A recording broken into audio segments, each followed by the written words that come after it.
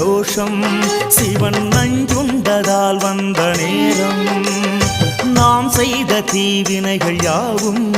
அந்த பிறை சூடனருளாலே தீரும் தோஷங்கள் நீக்கும் பிரதோஷம் சிவன் நஞ்சுண்டதால் வந்த நேரம் நாம் செய்த தீவினைகள் யாவும்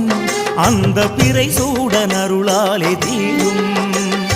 நாரணன் விடையாக நந்தியின் கொம்பிடையில் சிவனாடும் நேரம் இது சிவன் வரும் சுகமான நேரம் இது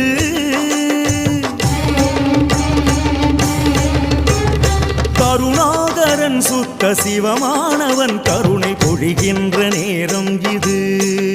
வரம் தருகின்ற நேரம் இது